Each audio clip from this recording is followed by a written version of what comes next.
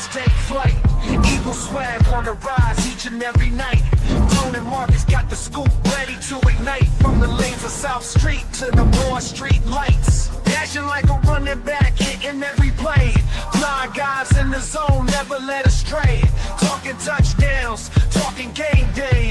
Huddle around the mic, hear what they gotta say. Fly like an eagle soaring in the sky. Tone and Marcus always standing by. Bringing their heat, call it do or die. Philly squad, hear the battle cry. Fly like an eagle soaring in the sky. Tone and Marcus always standing by. Bringing their heat, call it do or die. Philly squad, hear the battle cry.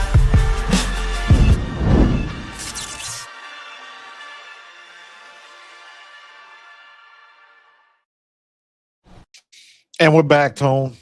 One day closer Yes, to sir. camp, brother. It is real. Mhm. We are almost in July, brother. Yes. Real. Make sure you guys Real. smash that like button. Make sure you guys are subscribed to going Pro on with Fan you? Talk and subscribe to Chalk It Up Sports. You guys know how we give it up here. You feel what I'm saying? This is the Bald Eagles podcast. He's Marcus Thomas. I'm your guy, Tony. This was the second. We're not gonna waste no time. Nah, We let's got get back stuff into to that get into. conversation. We Y'all got don't stuff to see get us. into. Y'all don't see us stop having this conversation before we go live. And sometimes we get so engrossed with it, I forget to go live. So it's like we had to stop a conversation so I could remember a thought. That's okay. That's okay. It's called Say what you said about Jalen Carter. It's called pre-production. So you good. You're good. But no, behind the scenes, we were having a conversation about Jalen Carter, you guys. And again, like I said, we're getting right into it. You guys know why we're here. You guys know the topic of conversation, what it's been these past couple weeks. Here's the thing, and I'm gonna cut straight to it. Jalen Carter, the talent, easy to pay. Easy to pay. I mean, just you see a guy like that, guys like that don't come across pitches don't come across the plate like that often, especially where it came down the plate. You feel what I'm saying? Eagles were able to swoop up and get him. He fell to pick 9. They traded up to get him. But I think, in my humble opinion, when I zoom out and when I think about what we're expecting Jalen Carter to be versus how we talk about him, I'm not sure if he's fully met the lore of his legend. Are you following me here? Yes, and that's what I wanted to address. And people, it's important that when we're having this conversation, take your feelings out of it. We're having the conversation and we're comparing Jalen Carter to Jalen Carter while we simultaneously compare Jalen Carter to the field and the way the money is moving. Yeah, that's why we got to take our feelings out of it. Follow the money. How is the money being moved? How are assets being moved? How is the checkbook being balanced? So on and so forth. How do the Eagles spend their money? How do they allocate resources? Where is most of the money shifting? We talked about this. The money has been shifting from the offensive side to the defensive side. You got a lot of young talent coming up to pay. But again, they set in the market. The market is consistently moving. And when we're talking about paying Jalen Carter, we got to, and again, it's important we preface it and set the table for this conversation. Not only do we take our emotions out of it, we also got to be real with ourselves and discuss what the market is and how it's moving. And when you have young talent who has the ceiling like a Jalen Carter, and now it's time to pay them or figure out what you're going to do long term. Marcus, please, the floor is yours. Give me your thoughts on how we just laid this out here. Very unique situation. At least in my opinion, everybody's right. And that is an odd crossroad to be in. Everybody's right. The Eagles are cautious because they know he's a great talent. Has he had any off the field issues? He's had more on the field issues with the spitting and getting suspended. Then he got hurt. He got hit with a series of unfortunate events, some by his own doing. Yeah, sideline with Sirianni and Clint hurt. Yes. So you got the maturity aspect of it. However, he's going into his 4th year? He's entering year 4, correct. Granted. So he's a senior. First round pick. He has the 5th year option. So the cautiousness is warranted. The talent warrants the money. He meets or exceeds what the market value is based on his play. The worry about injury is real because, I mean, even with his short career, when he injured his shoulder, it did affect how he played. He wasn't that same guy anymore. That's what we was talking about. He wasn't as effective, and he kind of like shrunk on the field. I believe that was because he was hurt. The shoulder. So all of the caution, all of the criticism aimed at Jalen Carter is warranted, and it's also warranted that if you let a talent like that go, it's gonna burn you. It's gonna burn you. It normally always does. You just have to accept the fact that it's going to burn you, and you have to accept the conversation surrounding that situation. When you trade a player like that, for example, the Browns trading Myles Garrett, and on any balance sheet, on any equation, when you think about what they got back as an isolated return, you say, wow, that's a fantastic return for any player. Right. Then when you say, is that a fantastic return for Myles Garrett? The reality is there's never a fantastic return for a guy like Myles Garrett. The reality is you can never truly fully be compensated for trading a talent like Jalen Carter, especially at this point in his career where he hasn't even hit his prime yet, right? One can argue outside of the on-field stuff, he's been a model citizen. He has.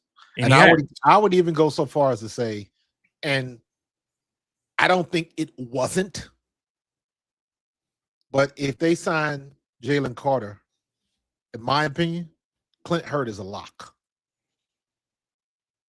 Clint Hurt is a lock for when Vic Fangio finally decides to walk away. He's just waiting for his opportunity to take the baton. They already know. In my opinion, you're the only person I've heard say this, by the way. If Clint Hurt is guaranteed to be here, he can handle Jalen Carter.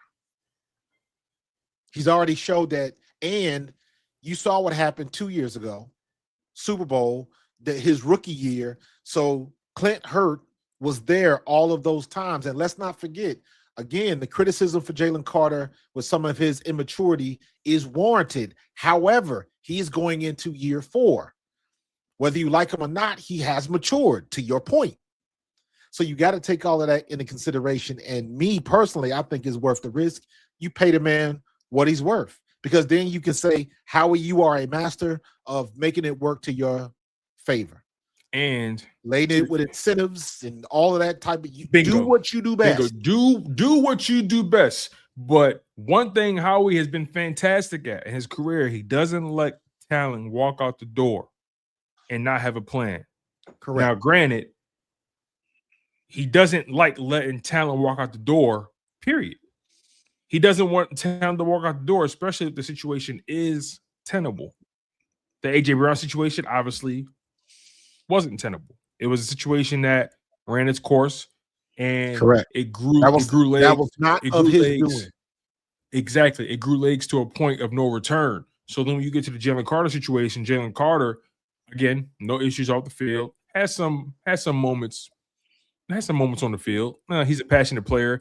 Sometimes, listen, you can't have a locker room full of guys who ain't willing to risk it all. Sorry. Right. I'm a firm believer in that. Listen, when growing up, when I went out with my big cousins, we knew who the crash out was. We knew who the smart guy was. We knew who was the person that we don't let him drink. Right. He driving home. I was the smart cousin that everybody protected. I was the DD with my friends if it ever came to that. Like, everybody got roles in this thing. Fact. Jalen Carter, that talent is so fantastical. You almost have to roll with the punches that come with the player like that. But like you said, when you pay him, you do what you do best.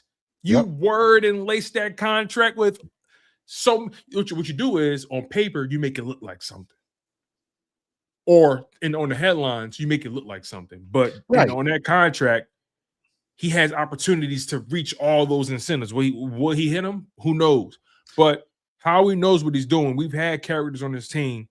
I think Jalen Carter's a guy you do pay. I don't think Jalen Carter is somebody you let walk out the door at this point in particular. Your defense lost some talent on it this offseason, and you also lost arguably one of your best players on offense. You do not allow yourself to go through a singular offseason and lose the amount of talent that they would lose if Jalen Carter would get traded. Correct. And that's not how he's MO.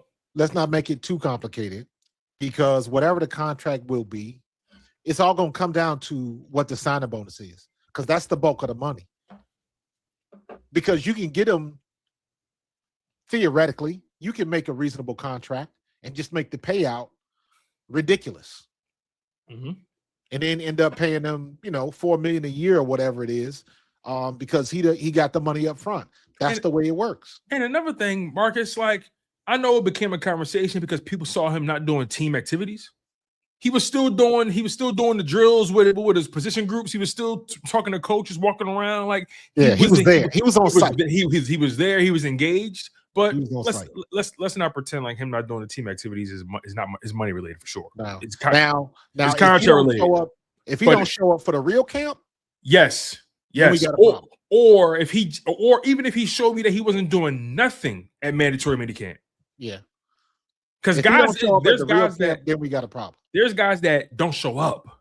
Yeah. There's guys that they show up but they don't do anything. He came. He did team drills. He still sacrificed his body in good faith. Right.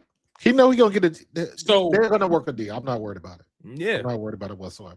Yeah, I do think they're gonna work a deal out. And let's move the conversation forward, right? Because now you and I are both in agreement that they're going to get a deal done. You and I are not on the side of the fence where we believe they're going to trade him. We agree to that. We both agree that they're not even considering trading him. Correct. Okay. So you and I are in lockstep. Let's move it a step forward. Now we're talking about a Jalen Carter contract. What does that look like? And things get interesting because we saw a major deal get done recently. Yes. And that major deal came by way of Jeffrey Simmons. Jeffrey Simmons has been one of the best D tackles in football over the past 5, 6, 7 years. I mean, he's really been like that from a stability perspective for that Titans defense. Yep. He's been primarily healthy for his career. Right now, he's entering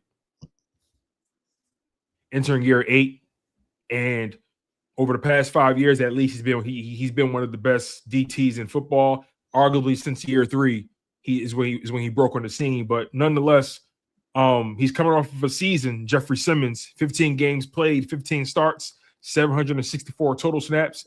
Was on the field 72.4% of the time, which is a great number for a DT. Yes. And he put up 11 sacks on 67 total tackles, 39 solo, 3 forced fumbles. I mean, Jeffrey Simmons, I don't need to explain it anymore. He's like that. So, and then can't forget the TFLs. TFLs is one of my favorite stats. 2025, 17 TFLs, which is a career high in sacks, career high in quarterback hits, Pro Bowler and first team All Pro season. They were right to get that money right with him. Jeffrey Simmons, his contract ended up being something along the lines of, with the extension, he signed a 3-year, $105.9 million extension with $100 million fully guaranteed, with an average annual salary of $35.3 million.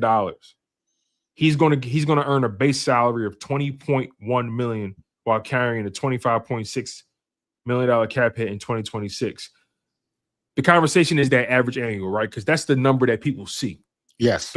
35.3 million. Now let's think about the position. The position itself, when it comes to interior defensive lineman contracts, Jeffrey Simmons is ranked number 1. 35.3 million a season. Then you got Chris Jones at 31.75. That's about a 4 million, 3.5 million discrepancy. Yeah. Right. Then you got Dexter Lawrence, who got re-upped when he got traded to Cincinnati. Dexter Lawrence is making 28 million. Jordan Davis just got money this season. He's making 26 million. Jordan Davis is in the top 5.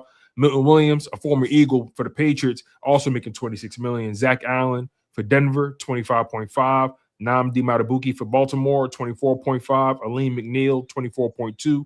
Derek Brown, who's ranked 9th right now in average annual salary, making 24 million. Quinnen Williams for the Cowboys, 24 million. The Cowboys inherited that contract. They didn't pay him per se.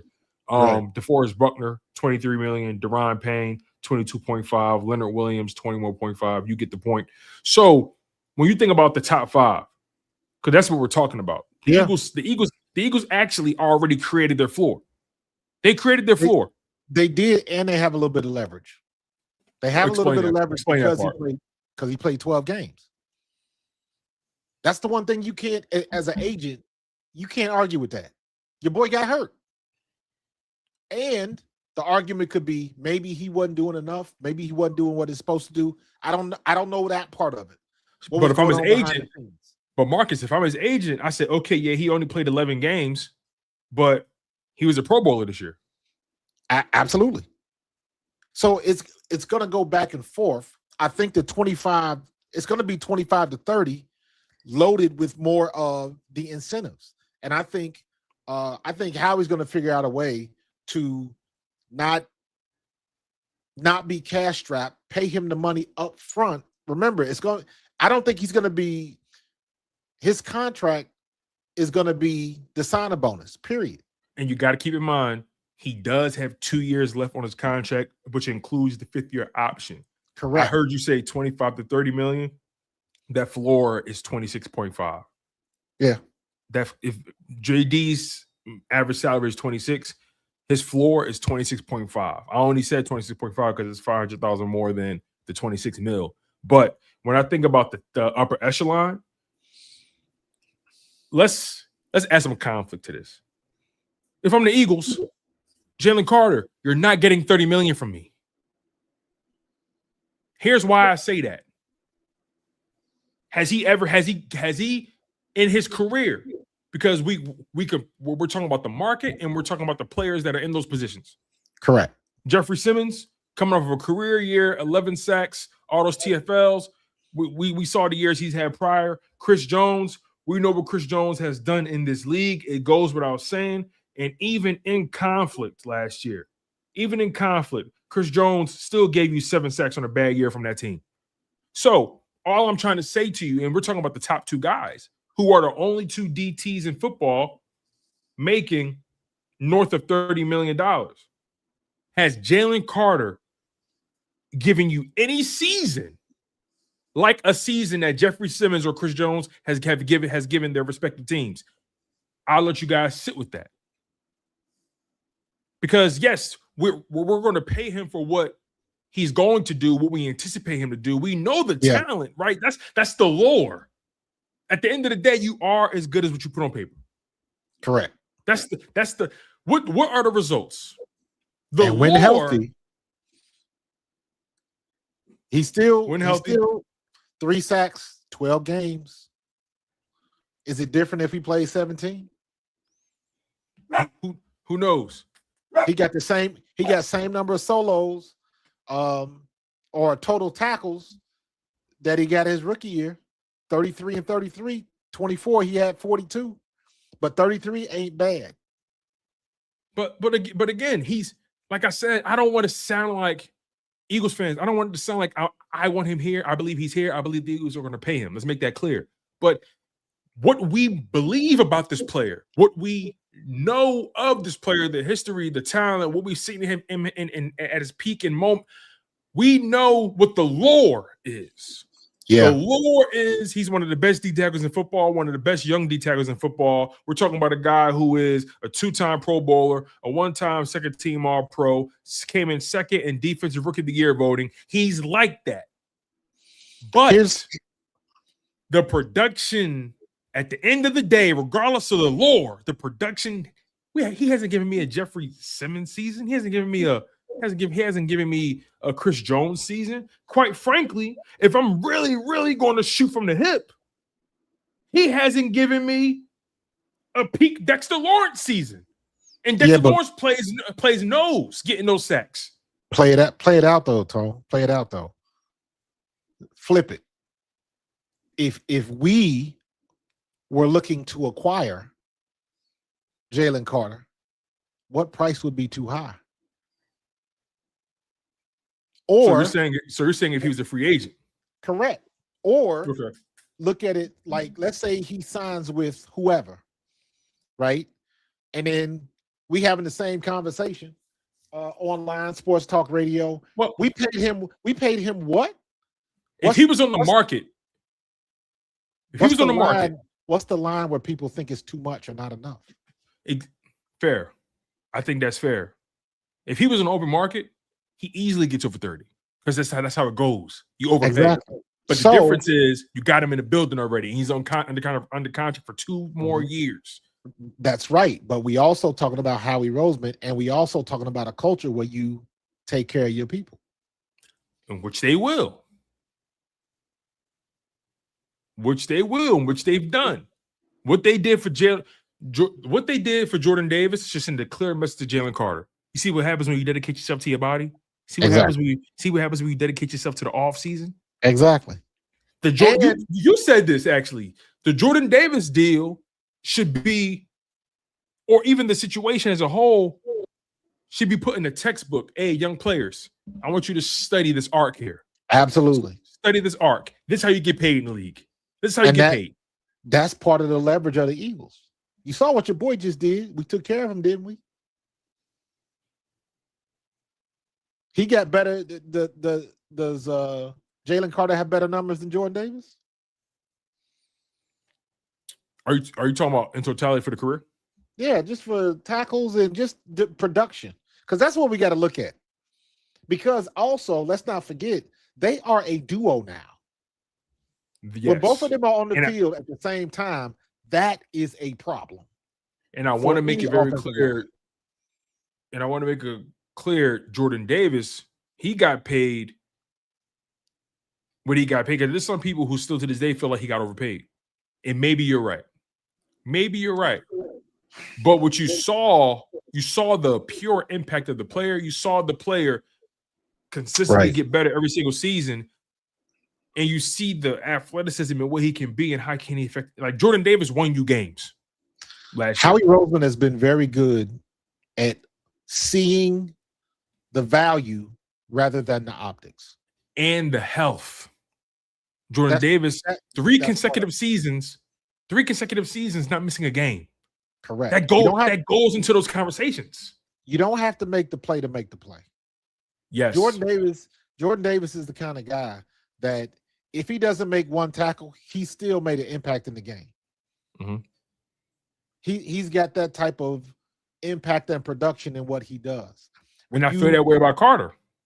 When you put him together with Jalen Carter, you got twice the problem if you were offensive line. Consistently. So, in my opinion, what I think is going to take it over the top is the people in there every day, Howie, the coaching staff, that see him every day. Are you seeing more of the young Jalen Carter, or are you seeing more of the influence of Jordan Davis? Which one are you seeing? He done made the mistakes. He was embarrassed with the whole spitting thing, and he got lucky with that. But has he matured enough to want to pay him that money? That's what it's going to come down to. Yeah. If I let you sign your name on this check, what are we going to get after it's done? After the check clears and the money's in your account, what are we going to get from you?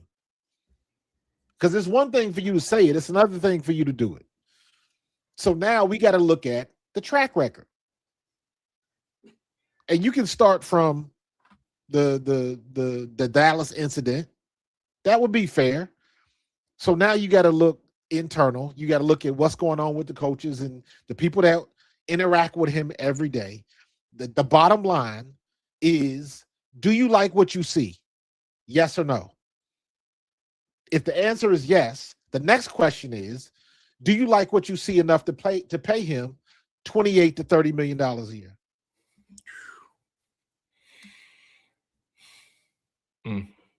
And if you don't, now I'm looking at Howie. What's your plan B? If he does walk, I don't think he will, but if he does walk, who's making up for that production? Not just the production, who's making up for that level of impact? Correct. Impact. He's in a class by himself. He's that good when he's out there. Yes. Even when he's not making the play, he's affecting how that offense is leaning. Correct. He's affecting that. Sometimes you don't have to make the play to make the play. And then you ask yourself, how much am I willing to pay for that? Knowing what I know. Now, granted, let's think about it in the full scope, right? Let's not try to pretend we don't know who Jalen Carter is and who he's been. Because at the end of the day, when you draft a player like that, and not only draft them, when you trade up, and not only trade up, but when you trade up into the top 10. Yeah. Knowing what you know, you sent the message to me that at that particular time, you were comfortable enough to invest in that person, knowing what you know.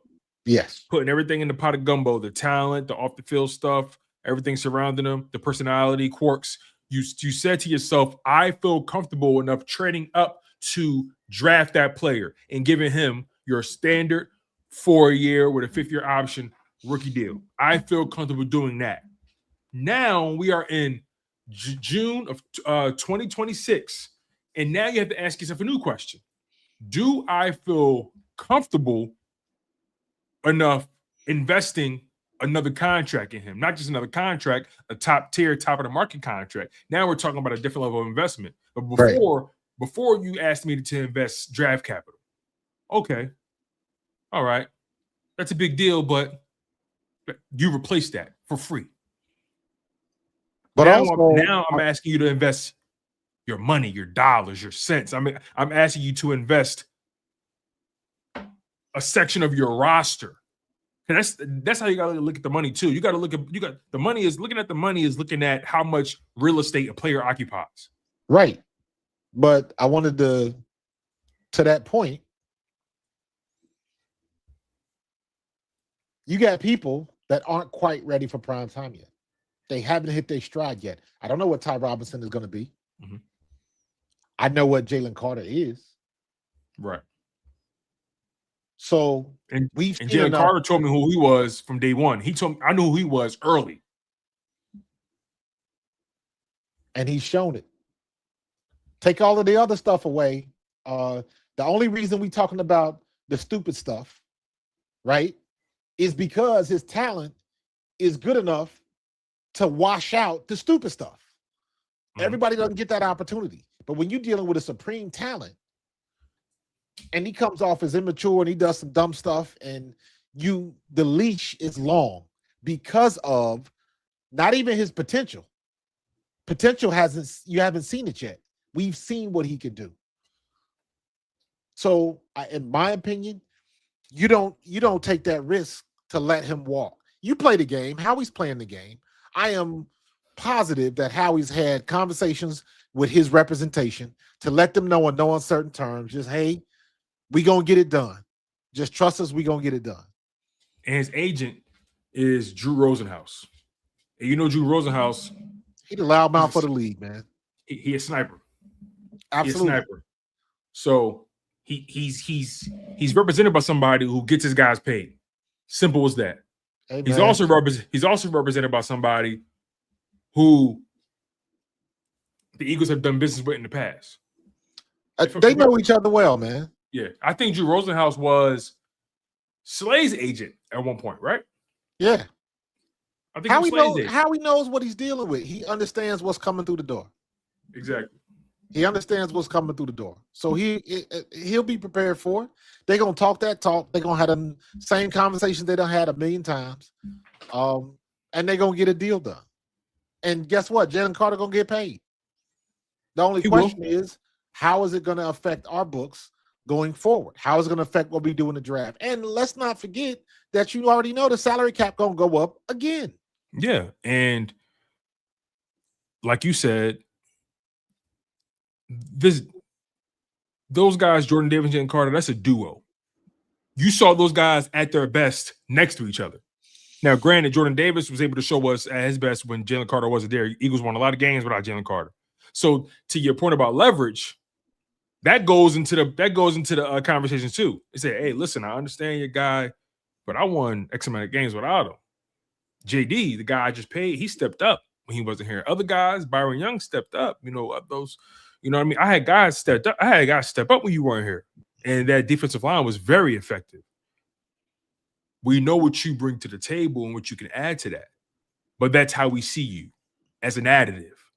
We know what we can be without you, and we won many games without so. But again, the conversations are going to be more respectful than that, I'm sure. But it's just they're going to put all their chips on the table to get to that number. Absolutely, and we'll be able to see how much our culture leans into this, and we're also going to see how much relationships and chemistry lean into this, because one Georgia Bulldog is already in the wind with Nakobe Dean. Now his situation was obviously different, but that's one Georgia Bulldog gone. And if you ask Eagles fans, they're going to keep it together, until the money start getting involved.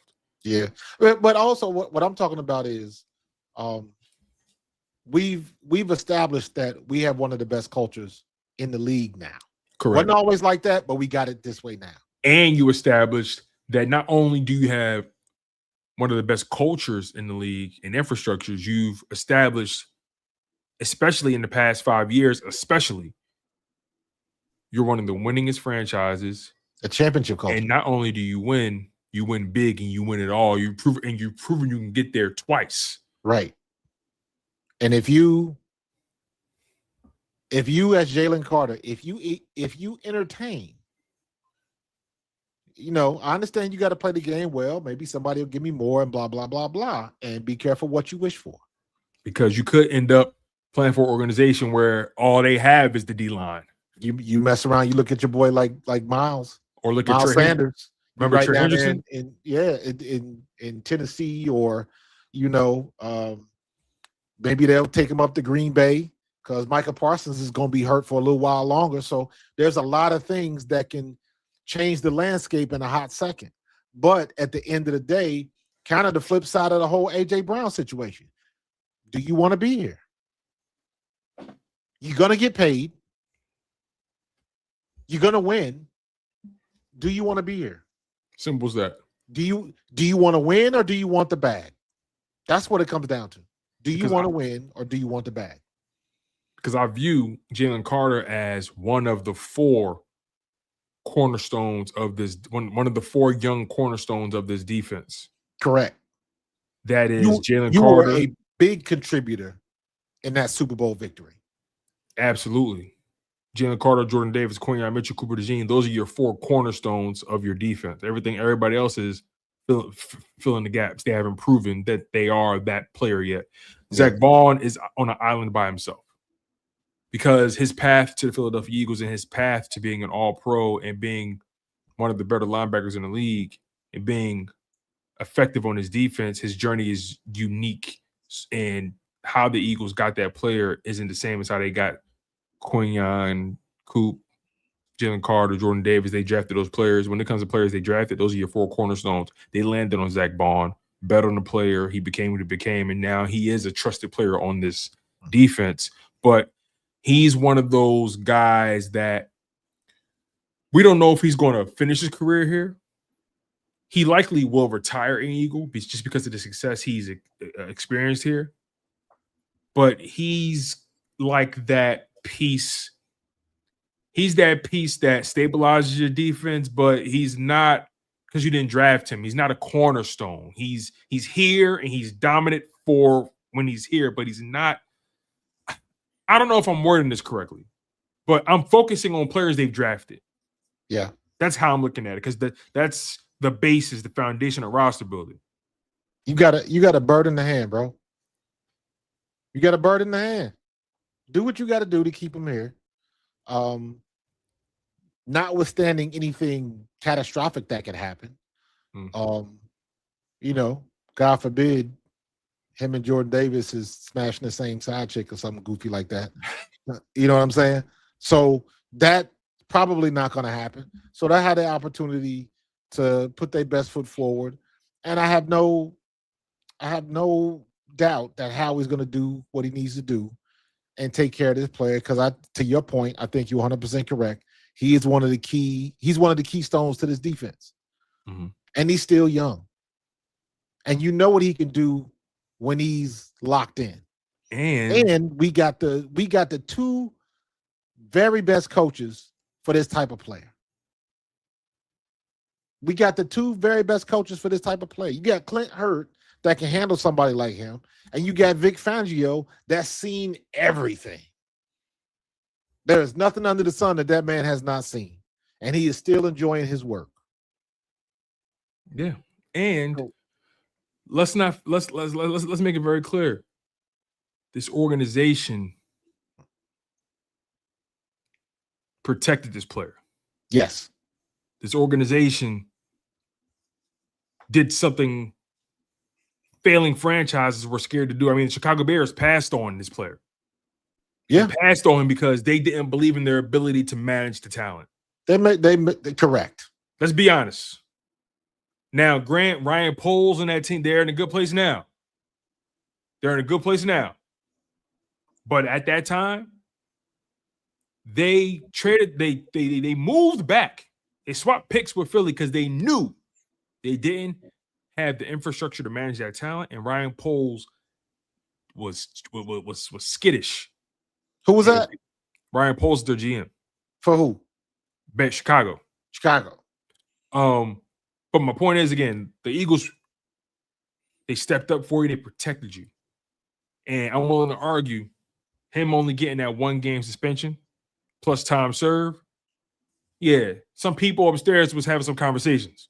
They was feeling, some folks felt some kind of way, and rightfully so. He dodged the bullet. He dodged the bullet. This organization protected you.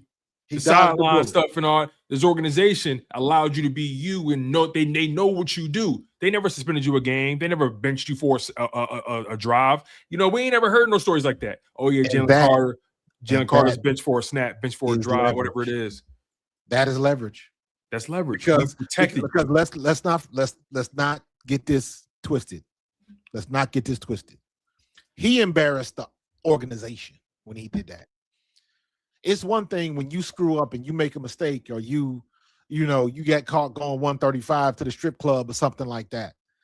You straight up embarrassed the organization because you did one of the nastiest things you could ever do to another human being, and you tried to get away with it. And you must have forgot we live in our lives in 4K. So that, to me, is a little bit of leverage from the Eagles standpoint, because we didn't hang you out to dry. Mm-hmm. We could have told everybody that's going to affect your money coming forward, and it didn't. We let you go back out there and prove yourself, and you did what you did because you don't want to find yourself in that situation, and that leans into the culture. So the Eagles do have a little bit of leverage. The Eagles can say, "Hey, we took care of you. We took care of you, man. We really took care of you." 3 years and what is it? He's entering year 4, correct? Yeah, year 4. 6 fines. 6 fines in 3 seasons. Yeah. All related to fighting, unsportsmanlike conduct, taunting, late hit, whatever it is. And look, late hits, I try not to kill guys for that because the league is always funny about those. But arguably 5 of those is because you couldn't keep it together for a little bit. Yeah. So I want Jalen Carter here, and I believe this defense is better with him. I think Jalen Carter hasn't even scratched the ceiling. Do I think he can get there? Absolutely. I think Jalen Carter has actually been really locked in this offseason. All the stuff I've seen, seeing the stuff he's posted on social media, it looks like he's trying to send a message to the organization that my mindset is focused on winning and making sure I'm in the best shape of my life.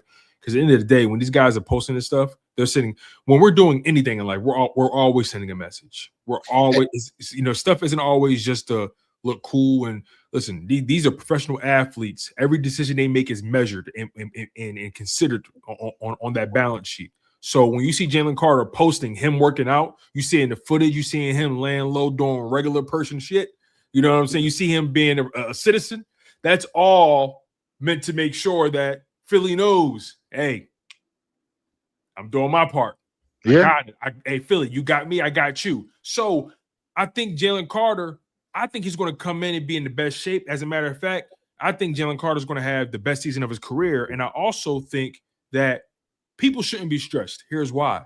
At the end of the day, why should the timeline change for Jalen Carter when the timeline was one thing for Jordan Davis.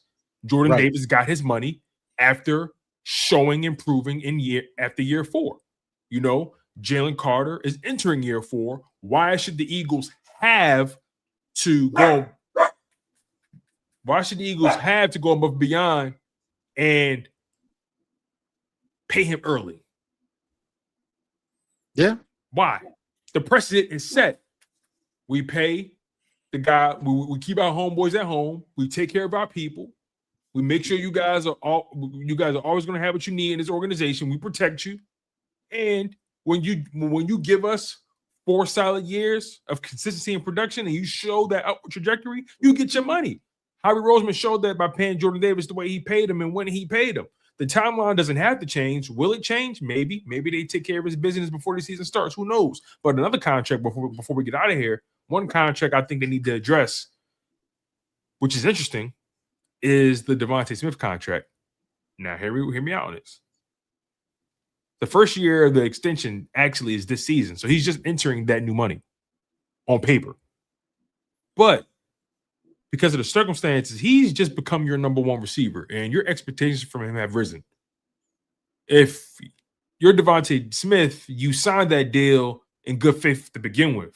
Mm-hmm. Is it possible the Philadelphia Eagles look at Devontae and take care of him because he's been a good soldier and say, hey, let's give you a few more millions. Let's push your 20. Let's push your 25 to 30. You're our number 1. I'm gonna go out on a limb on Devontae Smith. Devontae Smith will never play for another team. I think that's an easy thing for me to agree with.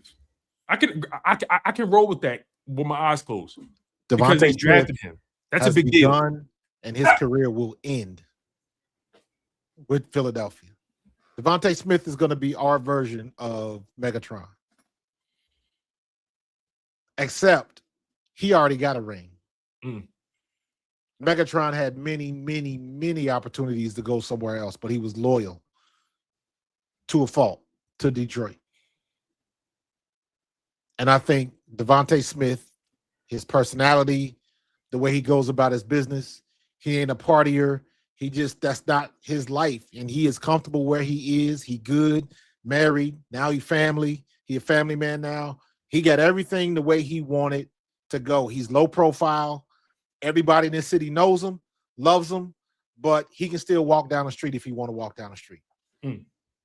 Yeah. Smitty is like, he get that kind of love that people always gonna respect him when he in the room. Like exactly because how he carry it. How he carries himself. People never gonna run up on Smitty crazy because of how he carry it. And he's still tight with 1.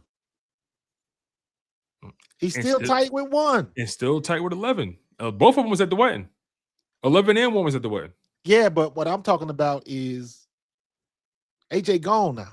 I know, but I guess what I'm saying is he managed that very that could have went somewhere. Devontae has never been accused of being a diva. He didn't. We all knew that Devontae Smith was a number 1. We know that, but he has never come across as the ego trip. Yes, like AJ Brown. So that's not something I'm worried about because Devontae seems to me like he is the guy. He is the guy that is the example. You want to be like somebody, be like Devontae Smith. They told him he was too small in high school. Then they told him he was too small to play in the SEC. Then he told him he was too small to play for Alabama.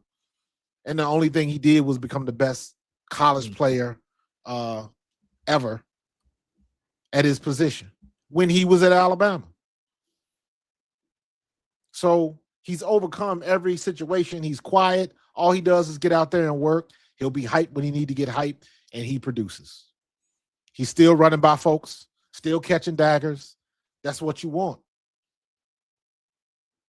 He gonna end his career in green, period. So all they got to do now is hope that Mekhi Lemon is as advertised.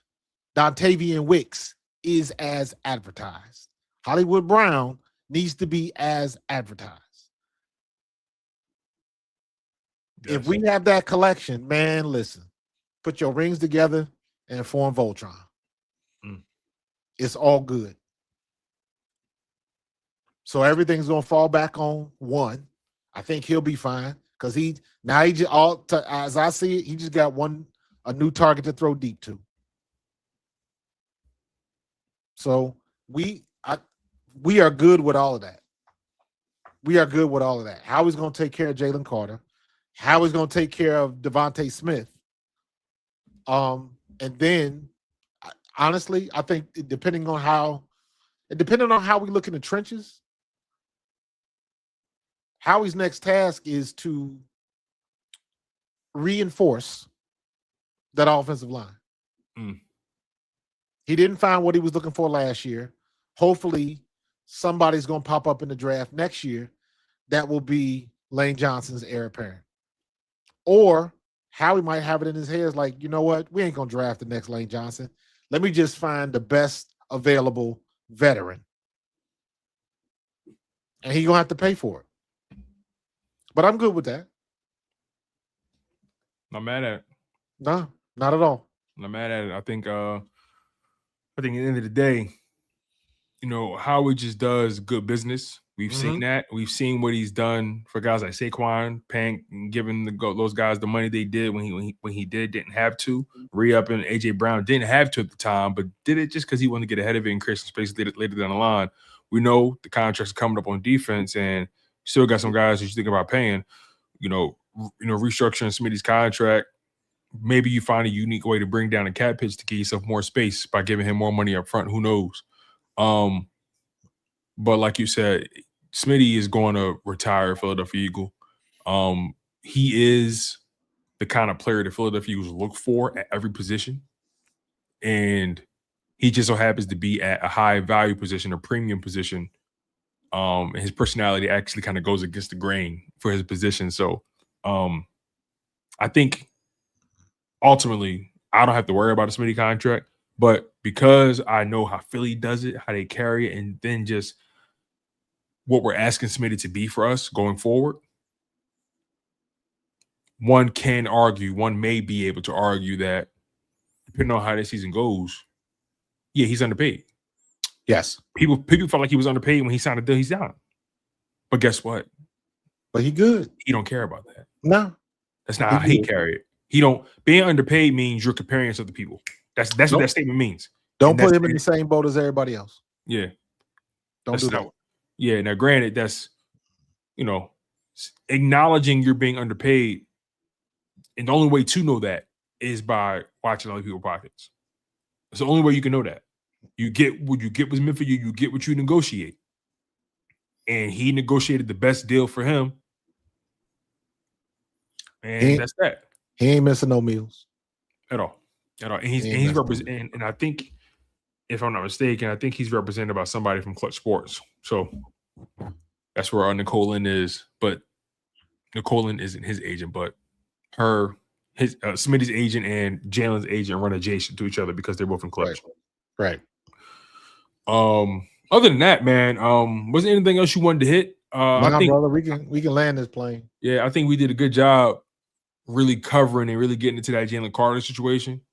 If you guys have any other opinions, any thoughts, definitely please drop it in the comment section. We appreciate you guys for watching during the live stream. We appreciate you people who watch after the live stream ends. Just constantly keeping the algorithm flowing, and make sure you guys stay active. Hit that hype button, hit the like button, subscribe to Pro Fan Talk, subscribe to Chalk Up Sports. Man, oh man, the Jalen Carter contract is it's a fun talking point, but it's going to get done. Yeah, it'll take care of itself. Yeah, because my final point, they could have, if they really were thinking about moving him as an option, they would have packaged him for either a Crosby by now or a Myles Garrett. They would have gotten those sweepstakes. They wouldn't have let him go. Yeah, they would have put something together for Myles. Because at the end of the day, I think Jalen Carter is a more attractive asset than Jerry Verse. So and I like Jerry Verse, and I like him too. So I think like Jerry Verse. I think if the Eagles would have packaged Jalen Carter and to get Myles Garrett, that would have got done. I believe that. But that's our show, man. We appreciate y'all. Yes, sir. Smash that like button, hit that hype button, man. You guys are great. Share the content. Appreciate you guys who are watching on X, watching on all the other platforms. You guys are fantastic. Again, subscribe to Pro Fan Talk. Subscribe to Chalk It Up Sports. He's Marcus Thomas. I'm your guy, Tone DeShields II. This has been the Bald Eagles Podcast. And it's straight like that. Fly Eagles fly, y'all. Go Birds.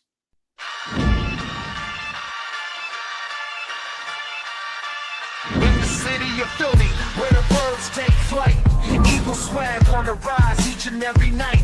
Tone and Marcus got the scoop ready to ignite. From the lanes of South Street to the Broad Street lights, dashing like a running back, hitting every play. Fly guys in the zone, never led astray.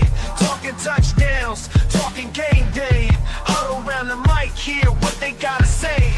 I like an eagle soaring in the sky. Tone and Marcus always standing by, bringing their heat, call it do or die. Philly squad, hear the battle cry. Fly like an eagle soaring in the sky.